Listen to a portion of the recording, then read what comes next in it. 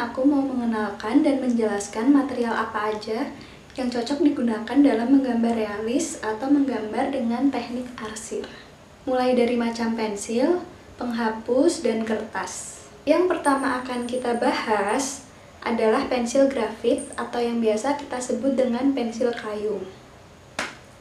Nah, pensil ini yang biasa kita gunakan sehari-hari atau yang paling umum kita gunakan. Mengapa disebut pensil grafit? Karena grafit sendiri merupakan bahan dasar dalam pembuatan pensil ini.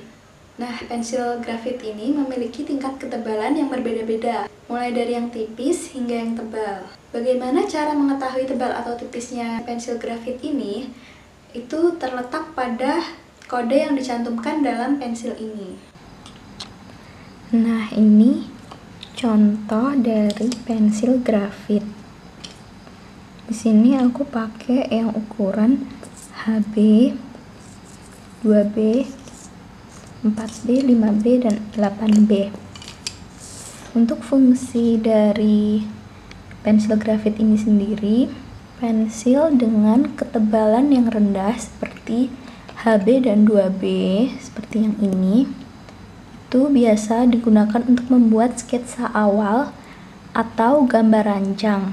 Nah, untuk pensil dengan ketebalan sedang seperti 3B dan 4B hingga 5B itu digunakan untuk membuat outline dan arsiran. Nah, untuk pensil dengan kadar kehitaman yang lebih pekat seperti ukuran 6B ke atas sampai dengan 8B itu biasa digunakan untuk membuat efek seperti pencahayaan dan sebagainya, tergantung keperluan menggambar. Nah, di sini lumayan jelas perbedaan dari masing-masing tingkatan pensil grafit. Di sini ada HB, 2B, 4B, 5B, dan 8B. Nah, di sini aku mau kasih tips. Sebaiknya kalau kalian mau menggambar dengan menggunakan pensil grafit ini, pilihlah pensil grafit dengan ukuran 2 kali di atas ukuran yang akan kalian beli. Jadi misalkan kalian mau beli pensil dengan tingkatan yang paling rendah itu 2B. Nah, maka tingkatan selanjutnya yang kalian beli itu bisa 4B, lalu 6B, dan 8B. Nah, untuk menggambar, mempertimbangkan jenis-jenis pensil dan ketebalannya itu sangat perlu, karena penggunaan pensil yang tepat dapat mendapatkan hasil gambar yang sesuai keinginan kita. Di samping skill menggambar, yang paling utama yaitu dengan latihan rutin. Yang kedua ada grafit stick pensil atau pensil grafit yang terbuat dari campuran bubuk grafit dan lempung atau tanah liat yang telah dikompresi dengan suhu tinggi yang solid. Grafit stick pensil ini merupakan isi dari pensil mekanik yang biasa kita gunakan. Nah, menurut aku, pensil mekanik ini lebih mudah digunakan daripada pensil grafit. Karena kalau pensil grafit itu bisa bikin tangan kita kotor dan harus sering-sering meraut aja. Jadi aku biasanya lebih prefer ke pensil mekanik.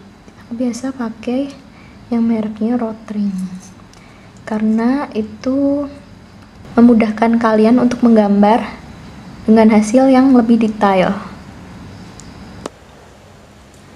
Dan yang ketiga ada pensil konte yang merupakan media gambar pensil yang terbuat dari bubuk grafit atau arang yang dikompres dan dicampur dengan lilin atau dasar lempung.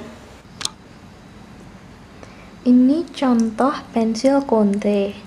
Nah, pensil konte ini lebih banyak digunakan untuk tanda-tanda ekspresif dan dramatis pada gambar. Tetapi dapat juga digunakan pada kanvas yang siap pakai untuk menggambar dasar sebuah lukisan. Selain dalam bentuk pensil, konte juga tersedia dalam bentuk stick dan krayon. Tapi di sini aku hanya menggunakan konte yang bentuknya pensil. Bila kita goreskan tuh kayak gini. Jadi hasilnya jauh lebih hitam, pekat daripada pensil grafit. Seperti itu. Yang keempat ada pensil karkol, yang mana pensil ini menghasilkan warna yang lebih hitam dibandingkan dengan pensil grafit. Pensil ini mirip dengan pensil konte, hanya saja cenderung mudah hancur dengan tekstur yang dihasilkan lebih kasar, sehingga bagus digunakan untuk impressionis drawing seperti arsiran dan sketsa cepat. Nah, pensil karkol ini hampir mirip sekali dengan konte, hanya saja cenderung mudah hancur dengan tekstur yang dihasilkan lebih kasar, sehingga bagus digunakan untuk impressionis drawing seperti arsiran dan sketsa cepat. Nah, pensil karkol termasuk ke dalam pensil serbaguna sebagai alat gambar karena bisa membuat bermacam-macam efek pada gambar kamu, mulai dari garis hingga goresan atau coretan yang tebal yang membuat gambar kamu terkesan lebih tegas. Namun, untuk kamu yang baru memulai menggunakan pensil jenis ini, akan terasa lebih sulit untuk dikontrol dengan hasil yang terkadang terlihat berantakan. Tetapi dengan memvariasi tekanan saat menggambar, kamu dapat mengatur ketebalan dan teksturnya. Nah, di sini aku punya pensil karkol dengan jenis stick seperti ini.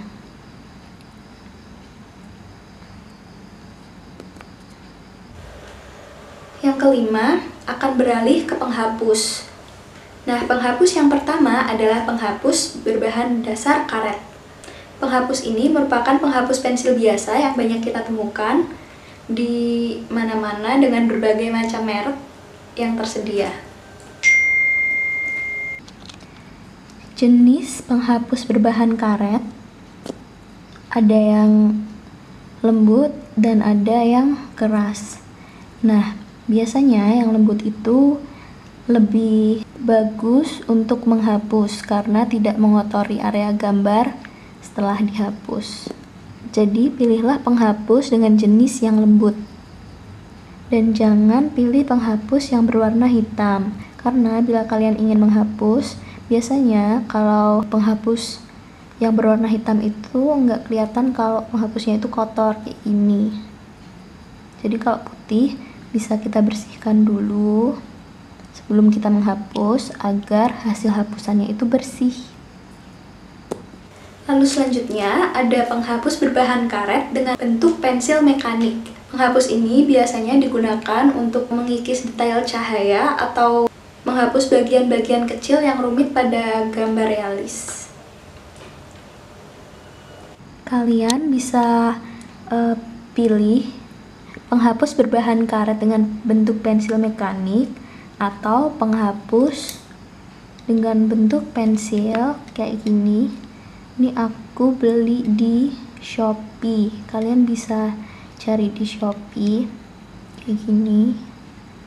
Ini mereknya Mia, bentuknya pensil. Harganya lebih murah daripada penghapus mekanik. Dan fungsinya sama aja juga karena ini sama-sama runcing seperti penghapus yang bentuknya pensil mekanik. Nah, penghapus karet dengan bentuk pensil mekanik atau dengan bentuk pensil biasa seperti ini nyaman digunakan untuk membuat efek rambut atau bertugas mengikis detail cahaya pada bola mata, dan bagus untuk menghapus bagian kecil yang rumit.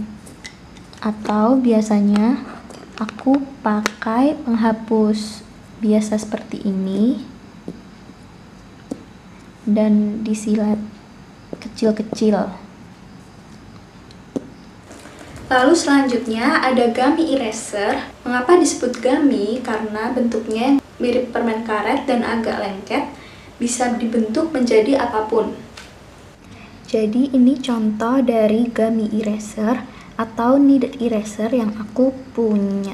Jika menggunakan gummy eraser ini, kita cukup mentotolkan penghapus pada permukaan yang ingin kita hapus.